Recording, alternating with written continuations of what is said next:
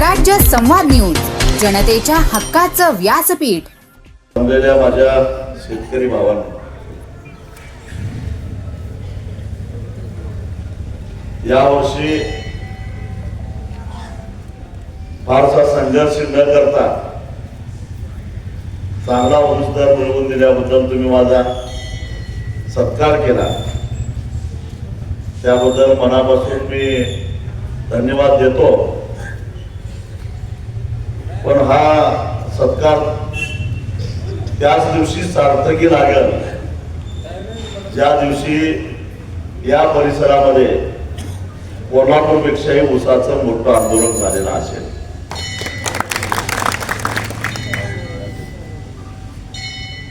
मला असं वाटतं की गेली 25 वर्षे, 1-2 नव्हे, 25 वर्ष सातत्यानं सांगली कोल्हापूर जिल्ह्यामध्ये आम्ही रान पेटवायचं. मग अशी प्रभाकरने सांगितलं की त्या दरम्यान 2 शेतकऱ्यांचा बळी सुद्धा गेलेला आहे. आणि मग कुठं तिकडं दर मिळाला की आपोआप जगमार तिकडं दर वाढवावा लागतो. पण मला एक कळत नाही की किती दिवस शेजाऱ्याच्या भरवशावर लेकरं काढत राहायची. तर आपल्यालाही काहीतरी हातपाय हलवायला पाहिजे. आणि म्हणून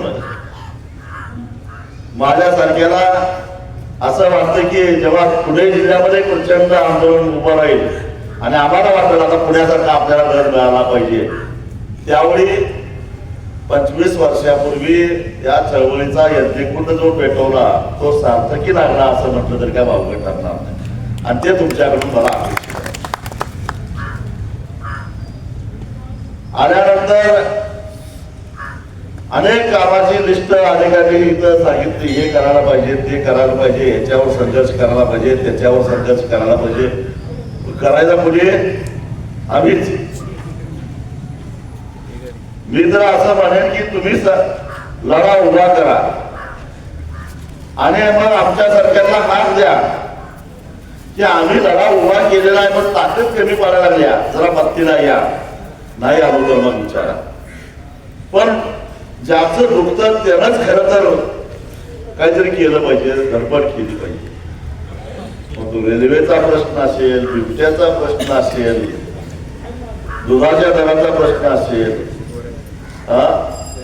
जर्सी गोऱ्याचा प्रश्न असेल किंवा बटाट्याचा दराचा असेल, शेतकऱ्यांच्या पोराच्या लग्नाचा प्रश्न असेल, तर आपण काहीच करणार नसेल तर कसं होणार हो?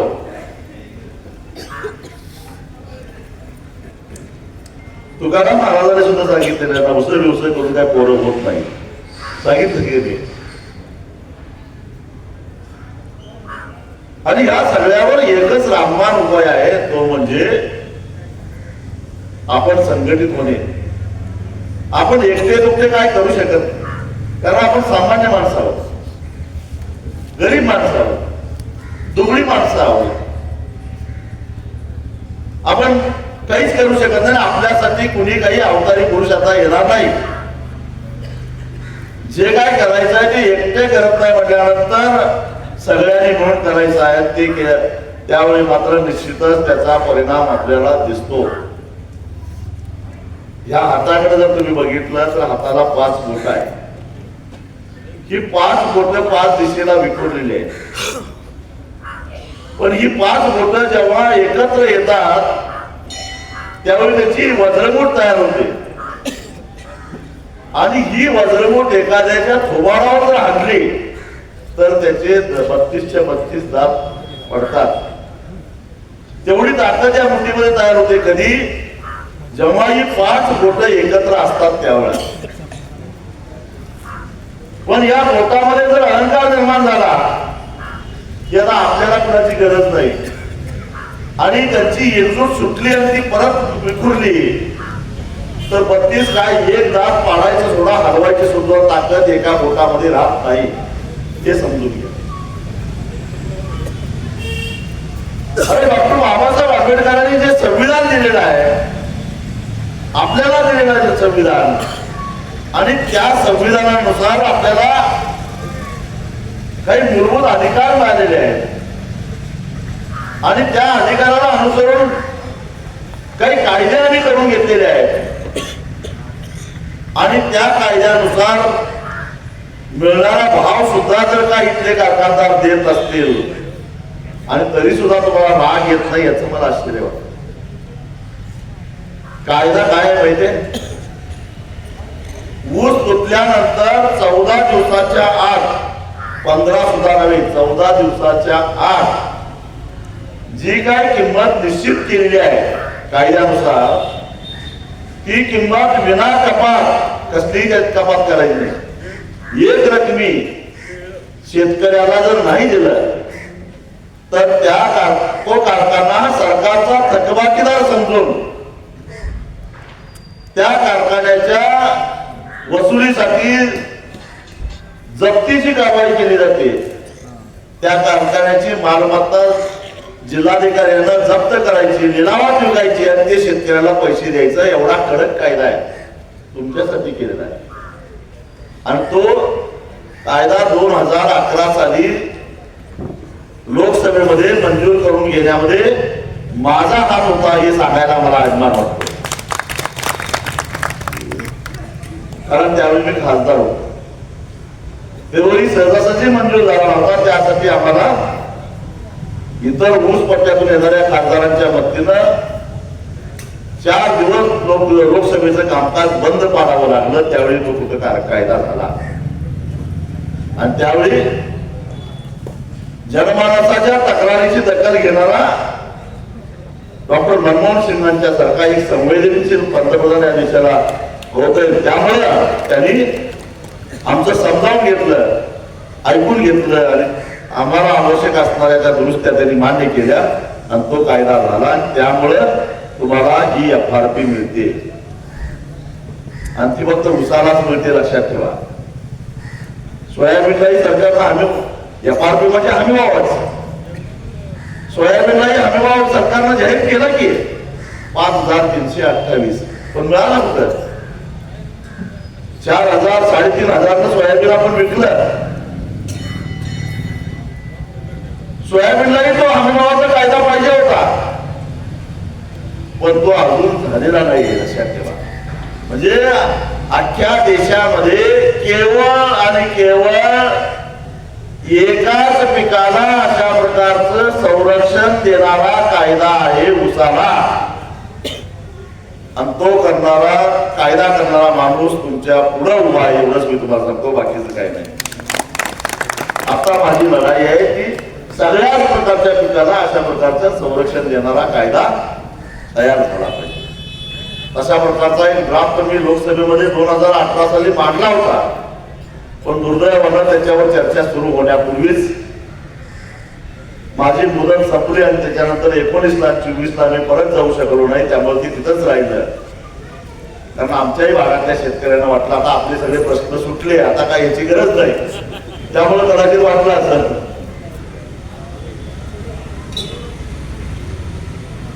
जेव्हा शेतकऱ्यांचा अशा प्रकारचे प्रश्न निर्माण होतात त्यावेळी खरं तर लोकसभा दणाणून सोडली पाहिजे, हे लक्षात घ्या. कारण शेतीवर प्रभाव टाकणारे धोरणात्मक निर्णय हे बहुतेक सगळे केंद्र सरकार घेत असतात. आणि म्हणून मी लोकसभेतच जायला इच्छुक असतो. एकदाच आमदार होतो, परत विधानसभा लढवली सुद्धा नाही. त्याचं कारण मला शेतकऱ्यांच्यासाठी काम करायचं आहे. शेतकऱ्यांचे सारे प्रश्न हे केंद्रात गुंतलेले आहेत.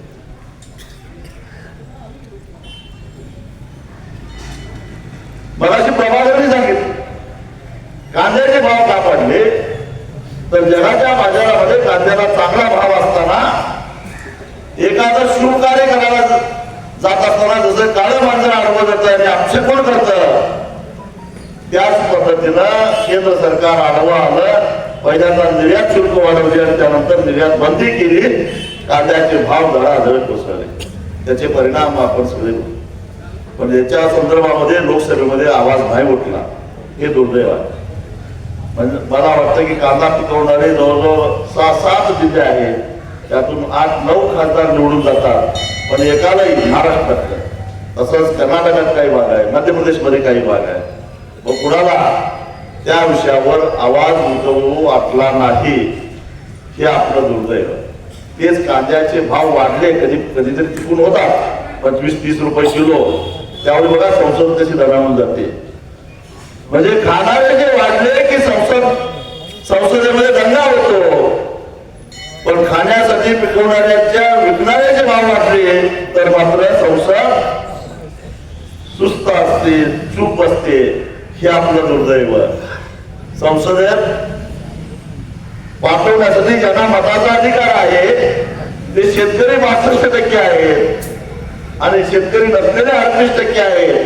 परंतु रुवा मात्र त्या 38% असतो. शेतकऱ्या 65% एवढ्या मोठ्या संख्येला असणाऱ्या शेतकऱ्याला कोण कुत्रं सुद्धा विचारत नाही.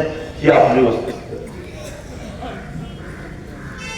आता सुद्धा तुमचा बिबट्या चर्चेत आला तो तुमची लेकरं मारतोय म्हणून नव्हे, तुमच्या शेळ्या मेंढ्या ओढून नेतोय म्हणून नव्हे.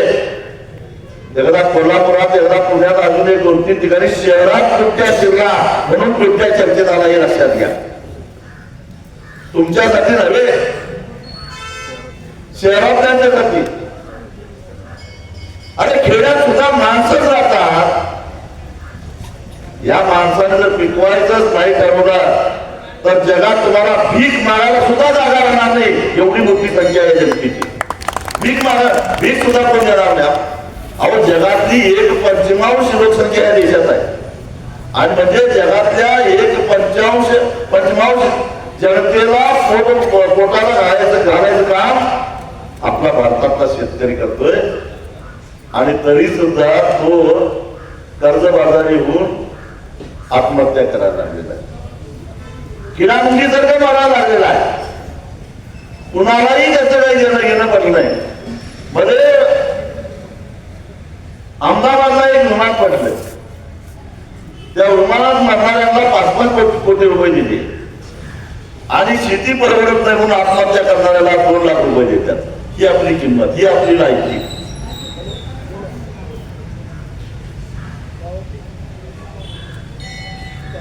आम्ही रोजगार निर्माण करण्यासाठी मोठमोठे कारखाने काढले, मोठमोठे प्रकल्प काढले,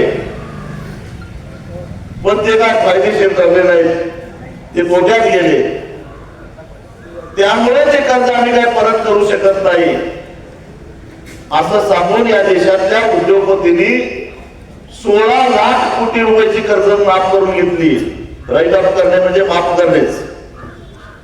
सोडून देणे म्हणजे काय? त्याला बघायचं नाही म्हणजे बंद, पिटलंच की मग ते बुडलंच. 16 लाख कोटी रुपयाची कर्ज माफ करून घेतली. 16 लाख कोटी. 16 वर किती शून्य देता तर येतील काय तुम्हाला? तेवढी कर्ज ज्या उद्योगपतींची संख्या 1000 पेक्षाही जी कमी आहे अशा लोकांनी 16 लाख कोटी रुपयाची कर्ज माफ करून घेतली आणि जवळपास 62% अगदी आकड्यात सांगायचं झालं तर 80 कोटीच्या आसपास जे शेतकरी आहेत त्या शेतकऱ्यांची कर्ज 3-3.5 लाख कोटीच्या वर नाहीत. त्याच्याबद्दल मात्र सरकार काहीच विचार करायला तयार. आता म्हणते 30 जूनला करणार आहे, पण त्याला सुद्धा एवढे नियम लावून एवढ्या अटी घालतील की त्यात आपण बसवतच नाही. ही अशी चेष्टा चालू आहे. आम्ही काय भिकारी नाही, लक्षात घ्या. आम्ही भिकारी नाही, पण तुमच्या धोरणामुळं शेतीचं उत्पादन घेण्यासाठी जेवढा आम्ही खर्च केलेला आहे त्याच्याही कमी किमतीमध्ये आम्हाला शेतीमाल विकावा लागतो. त्यामुळं आम्ही कर्जबाजारी झालेलो आहे, हे लक्षात घ्या. कर्जबाजारी आम्ही उधळपट्टी केल्यामुळं झालेलं नाही, आमच्या आळशीपणामुळं नाही, आमचं काहीतरी चुकलंय म्हणून नाही. जर ही व्यवस्था तशी निर्माण करून ठेवलेली आहे, धोरणं तशी राबवलेली आहेत की आम्हाला आमचा शेतीमाल जेवढा खर्च केलेला तेवढी सुद्धा किंमत मिळू नये अशा प्रकारची व्यवस्था करून ठेवल्यामुळं आम्हाला तोट्यामध्ये आपला शेतीमाल विकावा लागतो आणि म्हणून ती शेती करण्यासाठी काढलेलं कर्ज आम्हाला फेडता येत नाही, ही वस्तुस्थिती. आणि मग हे धोरण कुठलं, तर मगाशी मी कांद्याचं उदाहरण दिलं. तर त्या कांद्याला जगाच्या बाजारात भाव मिळत असताना त्याला निर्यात बंदी लावायची. थोडे कांद्याचे भाव वाढले तर इराण मधनं कांदा आयात करायचा, इथला भाव पाडायचा. परदेशातून मोठ्या प्रमाणामध्ये सोयाबीन आयात करायचं. यावर्षी 1 लाख टन आयात केलं. पाम तेल आयात करायचं. तुकाराम महाराज आपले तुकडोजी महाराज सांगायचे, कच्चा माल मातीच्या भावे, पक्का होताची चौकटीने घ्यावे, कैसे सुखी होतील ग्रामजन पिकून या उपाशी.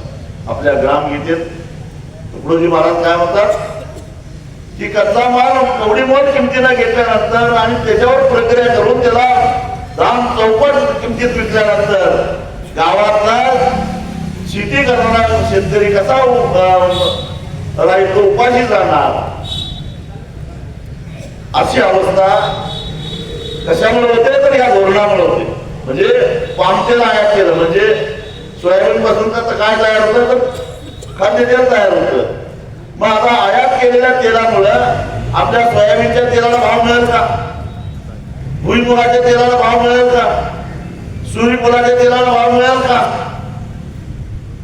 आणि मग त्याचे भाव पडतात. म्हणजे पक्क्या मालाचे भाव पडले तर आपोआपच कच्च्या मालाचे भाव पडतात. आणि मग आपल्याला उत्पादन खर्चापेक्षाही कमी किमतीमध्ये आपला माल विकावा लागतो. बाजारभाव काय भावनेवर चालत नाही. बाजारभाव सरकारच्या धोरणावर चालतो, मागणी पुरवठ्यावर चालतो. मागणीपेक्षा पुरवठा वाढला भाव पडतात, मागणीपेक्षा पुरवठा कमी झाला भाव वाढतात. हा बाजारपेठेचा साधा नियम. आणि म्हणून बाजारपेठेमध्ये हस्तक्षेप करणारे अशा प्रकारची ही जी सरकारची धोरणं आहे, त्याच्यावरी ही धोरणं राबवत असताना आपण मत देऊन निवडून दिलेले लोकप्रतिनिधी तोंडाला कुलूप लावून गप्प बसलेले असतात. त्याचे परिणाम मात्र थेट आपल्याला बघावे लागतात. आपण दिल्लीला खासदार कशासाठी पाठवलेला असतो, तर आमचा जो काही व्यवसाय आहे, आमचं जे काय जगणं आहे ते आम्हाला चांगल्या पद्धतीनं जगता यावं अशा प्रकारची धोरणं राबवायला सरकारला भाग पाडावं, यासाठी वकिली करण्यासाठी म्हणून आमचा वकील म्हणून आपण आपला खासदार दिल्लीमध्ये पाठवलेला असतो. तो जर तिथं जाऊन उद्योगपतींचीच वकिली करत असेल तर असली बोकडं आपण कशासाठी पाळायची. मी तर गणेश नायकाला मी सांगणार आहे एक दिवस भेटल्यानंतर, बिबट्याला हे शेळ्या सोडण्यापेक्षा ही आमची बोकडं सोड, जाऊ दे तिकडं.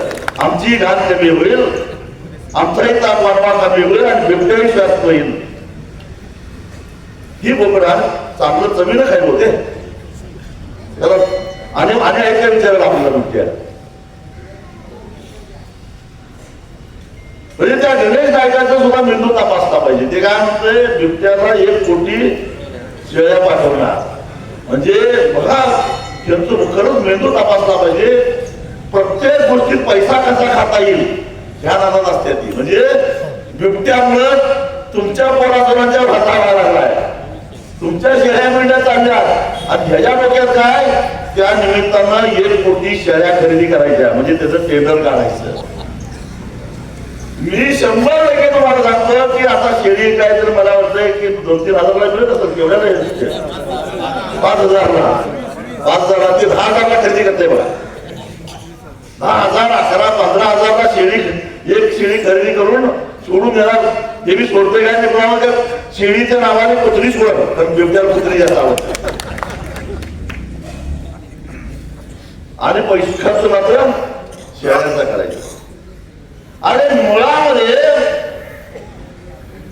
माधव गाडगे सरकार ज्येष्ठ पर्यावरण काय सांगतोय की सृष्टीचा नियम आहे, एखाद्या प्राण्यांचं जीवन, त्याचं जे काय जीवनचक्र आहे त्याच्यामध्ये हस्तक्षेप केला तर त्याच्यामध्ये अनैसर्गिकता तयार होते. आणि त्यामुळं बिबट्यानं आपला अधिवास का बदलला तर त्याला जंगलापेक्षा शेतकऱ्याच्या उसात सुरक्षितता वाटायला लागली. माधव गाडगीकर म्हणतात की बिबट्यांची संख्या प्रमाणापेक्षा जास्त झालेली आहे आणि म्हणून तो अन्नाच्या शोधात मानवी वस्तीमध्ये यायला लागलेला आहे. तेव्हा त्याची संख्या कमी करणं हा त्याच्यावरचा पर्याय आहे, उपाय आहे. मग हे वन खात्याने करायला नको. मग त्याची संख्या कमी करण्यासाठी एकतर बिबट्याचं जसं निर्वंशीकरण चुकांचं केलं जातं तसं करायला पाहिजे. नाहीतर हे काही बिबटे पकडून काही जगातल्या इतर देशामध्ये किंवा देशाच्या इतर प्रांतामध्ये अभयारण्यामध्ये सोडलं पाहिजे. हा वन तर आहे की शेतकऱ्यांच्या लाडका हाती नेण्यापेक्षा हे बिबटे घेऊन जाऊन माझ्या आम्हाला 50च घेतो म्हणतो. 50 कुठे पुरायचे 50 एक तुमच्या एका खेड तालुक्यात 100 असतील. कारण ते कडून एका वेळेला 4-4, 5-5 कशी देते वाटतं. हा मग त्याची संख्या काय थोडी हवे. नाहीतर दुसरं काय हे सगळे मुस्कावून लावायचे बिबटे जंगलात आणि जंगलाला घालायचं कुंपण म्हणजे आपण सुरक्षित राहू नाही काय. असं कुंपण झाला की त्यातून बिबट्या आणि वन्य प्राणी बाहेर. बिबट्याच काय डुकरांचाही त्रास आहे, सगळ्याच वन्य प्राण्यांचा त्रास आहे. प्रदेश बदलला की वन्य प्राण्यांचा त्रास बदल. आमच्याकडे हत्ती आहे कोल्हापूरला, गवे आहेत इकडे गवे नाहीत तरी बरं आहे. आमच्याकडे गवे आणि हत्ती यांचा वनवास आहे. काही भागामध्ये मोरांचा त्रास आहे, काही भागामध्ये हरणांचा त्रास आहे. रानडुकरं तर आहेतच आहेत. पूर्वी रानडुकरांना मारायला परवानगी होती, आता तीही बंद करून टाकलेली आहे. तुमचं पर्यावरण शाबूत ठेवा आमचं काय म्हणणं नाही. पर्यावरणाचं संरक्षण झालं पाहिजे, परंतु या सृष्टी तलावर सगळ्यात प्रायोरिटी कशाला दिली पाहिजे म्हणजे माणसाला. आणि तुमची जनावर आमच्या हाती द्यायला लागले. जो आमचा माणूस तुमच्या शेतात नाही गेला, तुमच्या जंगलात नाही गेला, तुम्ही येऊनच देत नाही. कारण माणूस तिकडे आला तर जंगलात काय काय भानगडी चालतात ते माणसाला कळेल म्हणून गावकऱ्यांना ते जंगलात येऊनच देत नाही. पण तुमची जनावर आमच्या शेतात यायला त्याचं काय तुम्हाला माहिती आहे काय. आपली एखादे जनावर, आपली म्हैस, आपली गाय चुकून जर का अभयारण्यामध्ये गेली तर लगेच त्याला मारून टाकतात. मजा आहे तुम्हाला, येऊन देत नाहीत. गवत खायला सुद्धा येऊन देत नाही रिकाम्या शेतात. तुमच्याकडे तो प्रश्न आहे का नाही माहित नाही, पण आमच्याकडे कोल्हापूरला आहे. वन खात्याचे लोक येऊन अक्षरशः दररोज हाणामाऱ्या होतात. अभयारण्याच्या शेजारच्या गावातले लोक आपले हे पुराक्यांच्या आणि यांच्या त्या वन खात्याच्या लोकांचे फार नियम कडक आहे. म्हणजे तुम्हाला आमची जनावर चालत नाहीत का तर त्यांचं म्हणणं असं आहे की तुमची पाळीव जनावर आमच्या जंगलात आली तर व्हायरस होईल आणि आमची जंगलातली जनावर मरतील असं म्हणणं आहे. म्हणून ते येऊन देत नाही. मग तुमचा बिबट्या आमच्या शेतात आल्यावर आमच्याकडे व्हायरस येत नाही हे गणेश नाईकाला विचारलं पाहिजे. मला असं वाटतंय आपल्याकडे आपण गुमान एक 5-6 बिबटे पकडूया पिंजऱ्यात. काय मी सांगतो ते आयडिया पटते का बघा.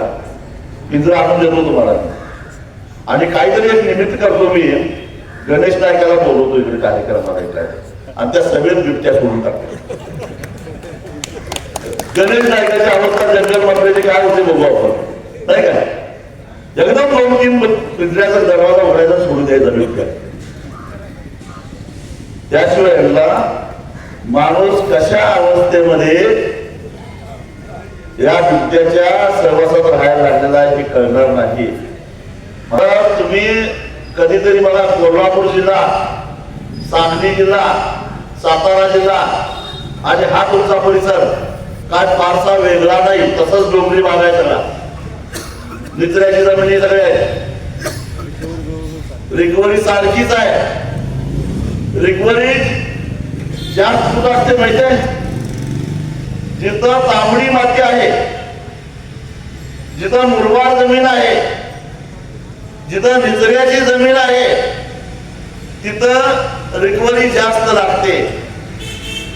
जिथं काळी माती आहे, 60-60, 70-70 फूट खंड तरी सुद्धा मुरुम लागत नाही, अशा जमिनी कुठं आहेत? कृष्णा काठाला आहे.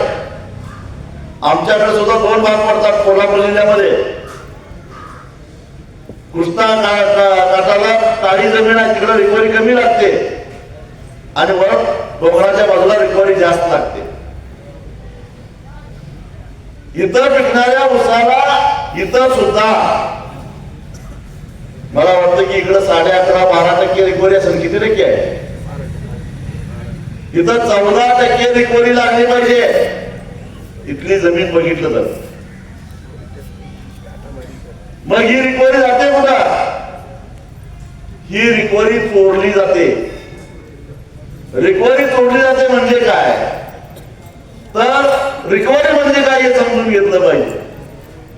रिकव्हरी म्हणजे 1 टन ऊस गाळल्यानंतर त्याच्यापासून किती साखर तयार होते त्याची टक्केवारी म्हणजे रिकव्हरी. मी 14% म्हटलं म्हणजे 1 टन ऊसापासून 140 किलो साखर तयार झाली पाहिजे होते, पण ते मोजतात फक्त 110 किलो, म्हणजे 11% दाखवलं तर 10 किलो, 12% दाखवलं तर 120 किलो. मग वरचं 20 किलो कुठे गेलं? 12 रिकव्हरी त्यांनी दाखवली 14 असताना. तर याचा अर्थ मोजायची फक्त साखर 120 किलो नाही, 120 किलो मोजायचे, वरचे 20 किलो बाजूला काढून ठेवायचे. आता साधारणपणे एक कारखाना दररोज किती टन ऊस घालतो? 5,000. काय गाळप क्षमता किती आहे? 5 ते 9,000 आहे. 9,000. 5,000 बरोबर. आपण जास्त डोक्याला त्रास नाही करून घ्यायचा, हिशेबाला बरं असेल. राऊंड फिगर 5,000 टन ऊस घालतो, याचा अर्थ एका टनाला 20 किलो साखर चोरली. 5,000 टनाला किती किलो साखर चोरली? मग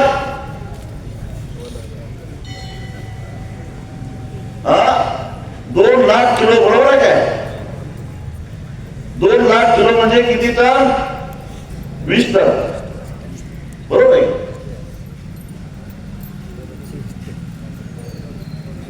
लागतो का हिशेब? तसा हिशेब तुम्हाला लागायचा नाही. आता एका टनाला 20 किलो साखर चोरली, बरोबर. आता 20 किलो साखरेचा बाजारभाव पैसे किती झालं? 40 रुपये किलो साखर आहे कारखाना विकले, म्हणजे 400 रुपये झाले, 800 रुपये, 800. म्हणजे एका टना पाठीमाग त्यांनी 20 किलो साखर चोरून 800 रुपये कमावले. मग 5,000 टनाचे किती झाले? 40 लाख. दररोज त्यांनी 40 लाख रुपये कमावले. 100 दिवस कारखाना चालला तर 40 कोटी रुपये झाले. 150 दिवस कारखाना चालला तर 60 कोटी रुपये झाले. वर्षाला 60 कोटी रुपये. एक कारखाना जो 5,000 टन ऊस गाळप करतो तो 60 कोटी रुपये काळा पैसा तयार करतो. कारण रिकव्हरी चोरलेला पैसा हा सगळा काळा पैसा असतो.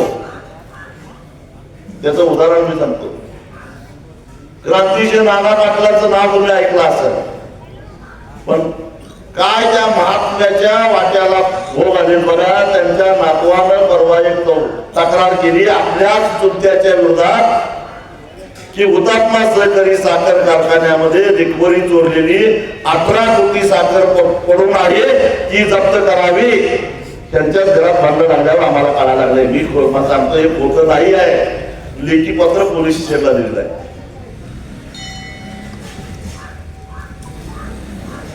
आणि तुम्हाला जर का खात्री करून घ्यायची असेल तर अचानक एक दिवस रस्त्यावरून जाणारा साखरेचा ट्रक आडवा, त्या ड्रायव्हरला विचारा पावत्या, जर तो खरोखरच विकलेलं रेकॉर्डला नोंद असलेली साखर असेल तर त्याच्यावर पावती असेल. विशेषतः रात्रीच्या वेळी अशा प्रकारची ही साखर बाहेर काढली जाते कारखान्यात, रिकव्हरी होते, त्याच्यावर पावती नसते. मी एकदा असंच आंदोलन केलं आणि आमचं आंदोलन काय होतं, जोपर्यंत आमच्या ऊसाचे पैसे मिळत नाही तोपर्यंत साखरेचे ट्रक आम्ही सोडणार नाही. आणि 10-12 साखरेचे ट्रक आम्ही अडवले, टायरी फोडल्या, साखर रस्त्यावर टाकली. आता एवढं सगळं काम केलंय म्हटल्यावर आमच्या विरोधात तक्रार व्हायला पाहिजे का नको, पोलीस स्टेशनला गुन्हा दाखल व्हायला पाहिजे का नको.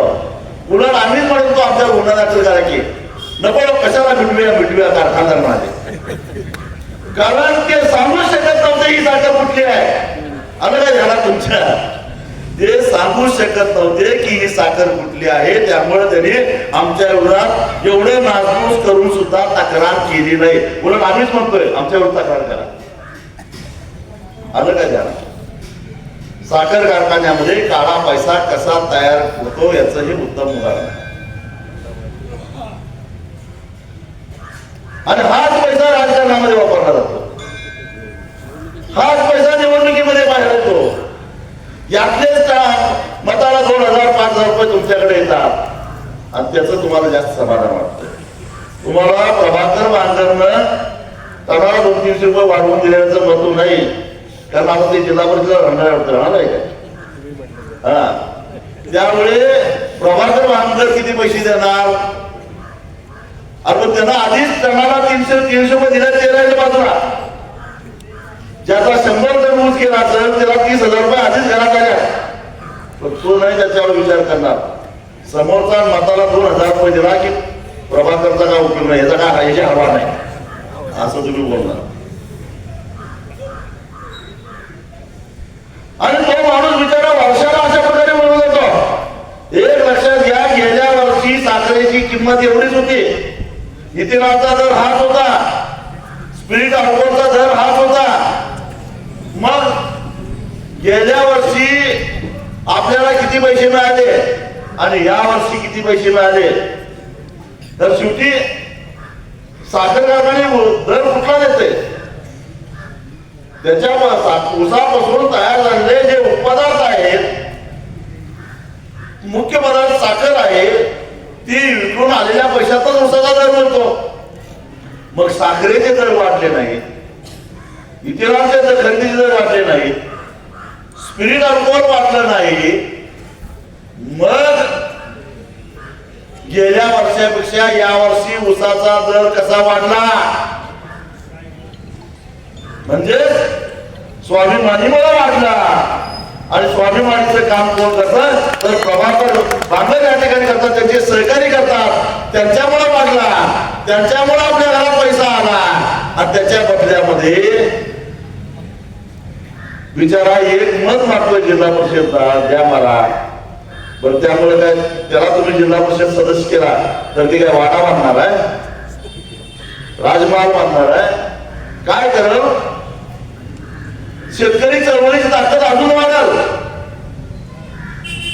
वक्तृत्व प्रकाशी मी ऐकलं त्याचं वाचन, खणखणीत आवाजामध्ये अजित पवार असो, देवेंद्र फडणवीस असो, एकनाथ शिंदे असो किंवा नरेंद्र मोदी असो, त्यांच्या समोर उभा राहून नजरेला नजर देऊन शेतकऱ्यांचे प्रश्न मांडण्याची ऐपत आहे की या माणसामध्ये. तर त्याच्या बदल्यात काय करायचं, आपण काय करायचं आहे, एक मत द्यायचं आहे. घ्या पैसे कोणाकडनं घ्यायचं ते घ्या, त्या चोराला तर कशाला सोडताय, पण मत या माणसाला द्या, एवढंच माझं सांगणं आहे. हे असं करावं लागेल, कारण हा सारा परिसर छत्रपती शिवाजी महाराजांच्या पवित्र परस्पर्शानं पावन झालेला हा भाग आहे. आणि शिवाजी महाराजांचे जन्मगाव आहे. जन्म ठिकाण आहे. शिवाजी महाराजांनी आपल्याला शिकवलेला आहे गरिबी कावा. सध्याच्या लोकशाहीच्या काळातला गरिबी कावा हा लक्षात ठेवा. अशा पद्धतीने गरिबी कावा केला तर आपोआप शाहीची घराची बोटं छाटली जातील. अशा पद्धतीने गरिबी कावा केला तर अफजल खानाचा कोटा मिळाल. त्यासाठी आता वाघनखाची गरज नाही. आता शाहीची घराची बोटं छाटायसाठी तलवार हातात घ्यायची गरज नाही. डॉक्टर बाबासाहेब आंबेडकरांनी संविधानाच्या माध्यमातून मत नावाचं अस्त्र तुम्हाला दिलंय. त्या अस्त्राचा वापर करा आणि शेतकऱ्यांचे प्रश्न मार्गाला लावा. एवढंच माझं तुम्हाला सांगणं आहे. मगाशी उल्लेख झाला कशाचा? हायकोर्टाचा. पण त्याच्याकडे जाण्याच्या आधी हा दुसराचा मुद्दा मी संपवतो. मग काटामारी होते का नाही तुमच्याकडे? काटामारीचा सुद्धा हिशेब असाच आहे. स्वतः मुख्यमंत्री देवेंद्र फडणवीस म्हणतात, आठवते काय सप्टेंबर महिन्यातलं त्यांचं वक्तव्य, त्यांना अतिवृष्टी आणि महापूरग्रस्त शेतकऱ्यांना मदत देण्यासाठी म्हणून टनाला 15 रुपये कारखान्यांच्याकडून वर्गणी पाहिजे होती. कारखानदार हे एवढे माजलेले ते मुख्यमंत्र्यांचं तर ऐकतात का? ते म्हटले आम्ही नाही देणार. मग ते मुख्यमंत्री काय म्हणते? ते म्हणतात ते 15 रुपये तुम्ही जर मला नाही दिले तर तुम्ही काटा कसं मारताय ते सगळं प्रकरण मी बाहेर काढेन. म्हणजे काय? 15 रुपये दिले, काटामारी पचली. काय मग मुख्यमंत्र्याची किंमत बघा. मला मुख्यमंत्री निधीसाठी 15 रुपये द्या, तुमच्या काटामारीकडे मी दुर्लक्ष करतो. म्हणजे या महाराष्ट्राच्या मुख्यमंत्र्यांना अधिकृतरित्या सांगितलेलं आहे की महाराष्ट्रातले साखर कारखाने काटा मारतात. मी तर गेली 10 वर्षे बोलतोय, पण त्याला आता मुख्यमंत्र्यांनी दुजोरा दिलेला आहे. आणि दुधाच्या भेसळीचं उपमुख्यमंत्र्यांनी कबूल केलेलं आहे. आणि भेसळ करणारे यांच्या शेजारी, काटा मारणारे यांच्या शेजारी, आणि सांगतात आम्हाला. आता बोला. साधारणपणे माझा अनुभव असा आहे की 20-22 टनाची एक खेप असते. त्याच्या पाठीमागे आरामात 2 ते 2.5 टन काटा मारतात. मी साखर आयुक्ताकडून बाहेरून वजन करून आणलेला ऊस नाकारता येणार नाही अशा प्रकारचा आदेश आणलेला आहे. त्यामुळे काटामारी टाळायचा असेल तर खुशाल बाहेरच्या काट्यावर वजन करून ऊस घेऊन जा. जर कारखान्यानं तो ऊस स्वीकारायला नकार दिला तर मला सांगा, कसा घेत नाही मी बघतो. तुम्ही काही चिंता करू नका. सर्रास 2 टनानं काटा मारला जातो, 2.5 टनानं काटा मारला जातो. टक्केवारी काढली तर साधारणपणे 20 टनाला 2 टन म्हणजे 10% काटा मारला जातो. पुन्हा हिशेब मी 5,000 टनाच्या कारखान्याचा हिशेब सांगतो. दररोज 5,000 टन ऊस काढणारा कारखाना 10%नं 500 टनाचा काटा मारतो. 500 टनाचा किती? 3200 रुपये किती झाले? 17 लाख रुपये झाले. 17 लाख रुपये दररोज काटा मारून काळा पैसा तयार होतो. मगाशी हिशेब सांगितला 60 लाख रुपये रिकव्हरी चोरी करून, 17 लाख रुपये काटा मारून, 60 आणि 17 किती झाले? 77 लाख रुपये झाले. आणि मग ते 100 दिवस, 120 दिवस, 130 दिवस, एवढा हिशेब करा किती पैसे झाले बघा. एवढा पैसा या साखर कारखान्यामध्ये आहे. आणि वर आणि काय सांगायचं, कारखाने अत्यंत अडचणीत आहेत. सरकारनं मदत केली पाहिजे. कारखाना चालवायचं मुश्किल आम्ही आहे म्हणून कसं तरी चालवायला हवं. म्हणजे घरात बायको म्हणत नाही काय, मी आहे म्हणून तुमचा संसार टिकला, दुसऱ्याच तर पळून गेले असते. तसं यांचं आहे. करून टाका म्हणून असं तुम्हाला आता म्हणतात काय. 25 वर्षापूर्वी आमच्या भागातले कारखानदार मला असं म्हणत होते, एक भस्मासूर तयार झालाय. हे महाराष्ट्रातले सगळे सहकारी साखर कारखाने बंद पाडायला निघालेले नाही. भस्मासूर म्हणजे कोण? मी एक भस्मासूर महाराष्ट्रातली सगळी सहकारी साखर कारखानदारी मुडीत काढायला निघालेला आहे. त्याला कुणीतरी सुपारी दिली नाही असं सांगायचे. त्यावेळी स्थिती काय होती? त्यावेळी कोल्हापूर जिल्ह्यातले साखर कारखाने पुणे सातारा इकडं नगरपेक्षा कमी दर द्यायचे. नगर पुण्यापेक्षा कमी दर द्यायचे आणि आम्ही म्हणायचो तेवढं तरी आलं आम्हाला. आणि मग जेव्हा गावागावातल्या शेतकऱ्याला संघटित करून या कारखानदारांच्या पुढे उभा केला त्यावेळी ते कारखानदार नीट झाले. आज 25 वर्षानंतर स्थिती काय आहे? जेवढे म्हणून महाराष्ट्रातले सहकारी साखर कारखाने आहेत त्यातले सगळ्यात जास्त साखर कारखाने कोल्हापूर जिल्ह्यात आणि सांगली जिल्ह्यामध्ये आहेत.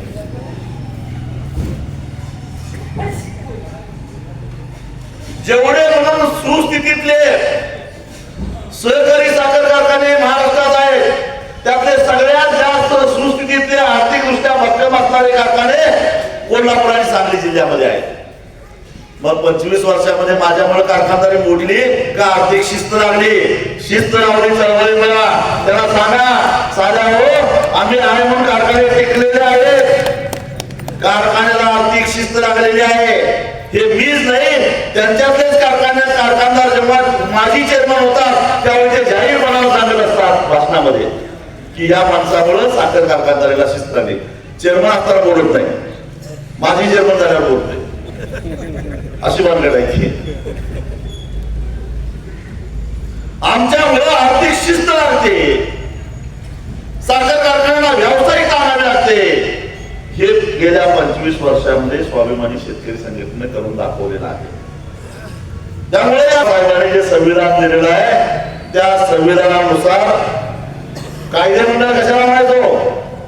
राज्यातल्या आमदारांचं जे विधिमंडळ असतं. विधी म्हणजे कायदा, कायदे मंडळ म्हणजे ते राज्याचं कायदे मंडळ म्हणजे राज्यासाठी कायदा करायचा अधिकार आपण निवडून दिलेल्या आमदाराला असतो.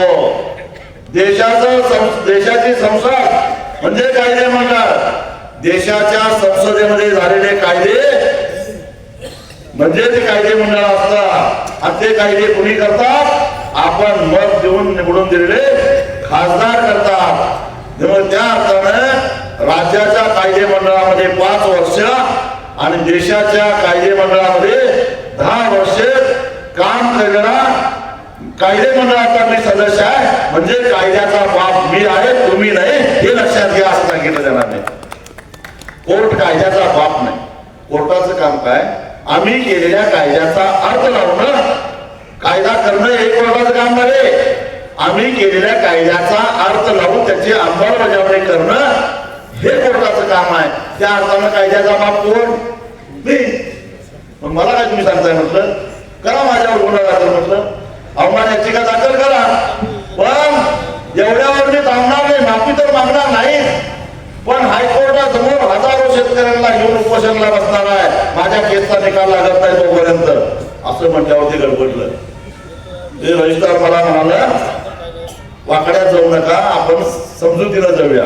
मग आलाच काय म्हटलं वटलीवर आता समजुतीनं मी आहे म्हटलं समजुतीनं तुम्हीच वाकड्यात गेलाय. मग म्हटले तुमच्या वकिलाला सांगा सुनावणी फास्ट घ्यायला विनंती करायला, तुमची सुनावणी होईल. मग आमच्या वकिलानं पुन्हा एकदा विनंती केली आणि मग 3 वर्षात त्याला कोर्टानं हातच लावला नव्हता. 3 आठवड्यात आमच्या केसचा निकालच लावून घ्यायचा. 3 आठवड्यामध्ये 50 तास कामकाज चाललं. म्हणजे दिवसाला 7-8 तासांना हिशेबात बघा. 3 आठवड्यात म्हणजे जवळ दररोज कामकाज आमचं चालायचं. बाकीच्या तारीख होती. असं करून 50 तास कामकाज करून हायकोर्टानं निकाल दिला की हा शेतकऱ्यांच्यावर अन्याय आहे आणि हा अन्याय करायचा अधिकार राज्य सरकारला कुणीही दिलेला नाही. तेव्हा ताबडतोब मागच्या फरका सकट आणि त्याचे 15% व्याजा सकट पैसे द्या शेतकऱ्याला असा निकाल हायकोर्टाला दिलेला आहे. म्हणून वळसे पाटलांना ते पैसे द्यावे लागले, कारण ते कायद्याची पदवीधर आहेत मला माहिती आहे. LLM काहीतरी आहे, त्यामुळे त्यांना माहिती आहे कायदा काय आहे ते लगेच त्यांनी लिहून टाकलं की येणं अजून नाही, त्याला कायद्याचा धाक दाखवतो मी, आता तुम्ही काय काळजी करू नका. हा ते मी वकील आहे काय, ते शिकलोय तरी काय नक्की शिकलोय सहीतरी करायला काय आमचा होते. आपल्याला काही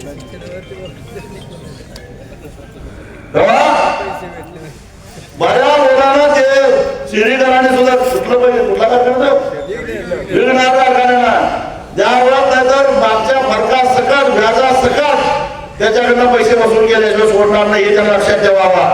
काय उपकार करत नाही पैसे देऊ असा कायदा आहे. आणि या निकालाच्या विरोधामध्ये हे देवेंद्र फडणवीस सुप्रीम कोर्टामध्ये अपील केलेलं आहे. पण 5-10 सुनावण्या झाल्या आतापर्यंत सुप्रीम कोर्टात. प्रत्येक सुनावणीच्या वेळी राज्य सरकारचा वकील सुप्रीम कोर्टाकडे विनंती करतो स्टे द्या या निकालाला, सुप्रीम कोर्ट देत नाही, त्याला स्थगितीच देत नाही. हायकोर्टाच्या निकालाला स्थगिती देत नाही, फक्त केस दाखल करून घेतली आहे. अशी परिस्थिती आहे. तेव्हा कायदा तुमच्या मागे एवढा भक्कमपणा उभा असताना सुद्धा तुम्ही घाबरायचं काही कारण नाही. फक्त त्या कायद्याचा धाक दाखवण्यासाठी तुम्हाला डोकी एकत्रित करावी लागतील.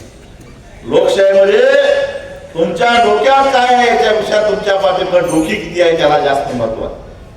तुम्ही डोक्यांची संख्या वाढवा, न्याय आपोआप तुम्हाला भेटल हे लक्षात घ्या. आणि याचं उदाहरण मी तुम्हाला सांगतो शेवटचं. सुप्रीम कोर्टाला आमचा हत्ती त्या अंबानीला द्या म्हणून आदेश दिला होता.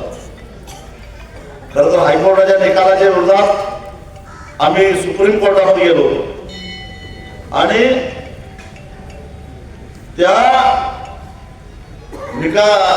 सुप्रीम कोर्टामध्ये सुनावणी झाली.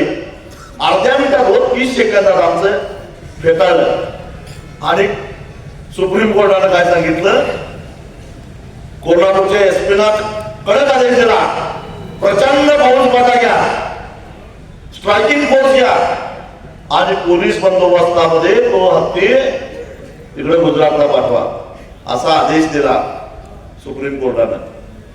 आम्ही म्हटलं ठीक आहे, त्या अंबानीला मस्ती आल्या म्हटलं आणि पैशाच्या भरावाजवळ कोर्टाला वाचवतंय, सरकारला वाचवतंय, पण जनतेला नाही वाचवू शकत. जनता जनार्दन नाही म्हटलं. आम्ही काय केलं, आम्ही म्हटलं या अंबानीचा धंदाचा उद्ध्वस्त करून टाकायचा आणि मग आम्ही याचा निषेध म्हणून जिओ कार्डाच्या विरोधात बहिष्काराची मोहीम सुरू केली. ज्याला ज्याला न्यायालय अंबानीच्या हातातला भावना झालाय असं वाटतं, ज्याला ज्याला राज्य सरकार केंद्र सरकार अंबानीच्या हातातला भावना झालाय असं वाटतंय, त्यांनी याचा निषेध करण्यासाठी म्हणून आपल्या मोबाईलचं जिओचं कार्ड असेल तर ते बंद करून टाका, पोर्ट करून टाका अशी मोहीम चालू केली. आणि अवघ्या 8 दिवसामध्ये 3 लाख लोकांनी कार्ड बंद केली. 8 दिवसामध्ये 3 लाख लोकांनी आपले कार्ड बंद केली. गावोगावी असे हे लागल्या कॅम्प लागले कार्ड बंद करायला. त्याचा परिणाम झाला आणि मग आम्ही एक मोर्चा काढला. 45 किलोमीटरची लॉंग मार्च काढला. पहाटे 5 वाजल्यापासून संध्याकाळी 5 वाजेपर्यंत जवळपास 2.5 लाख लोक चालायला होते. ती संख्या बघितली, महाराष्ट्राचे मुख्यमंत्री खडबडून जागे झाले आणि त्यांनी तातडीची बैठक बोलवली आणि सांगितलं की आपण पुनर्विचार याचिका सुप्रीम कोर्टामध्ये करू. आणि सुप्रीम कोर्टाच्या कानात काय सांगितलं मला माहित नाही, जे कोर्ट अर्धा मिनिट सुद्धा आमचं ऐकायला तयार नव्हतं तेच कोर्ट तेच न्यायाधीश 15 मिनिटं राज्य सरकारच्या वकिलाचं ऐकून घेतलं आणि हत्ती परत द्या म्हणून सांगितलं.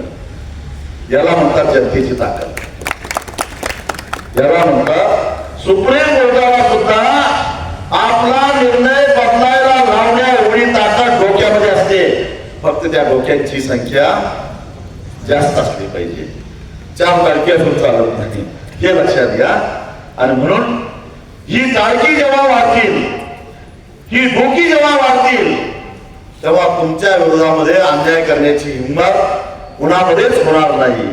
आणि ही डोकी जर का एकत्रित नाही झाली तर कुणी खोडं कावडं सुद्धा येऊन तुमच्यावर अन्याय करून जाईल, तुम्हाला फसवून जाईल. एवढंच सांगतो आणि इथंच थांबतो. धन्यवाद.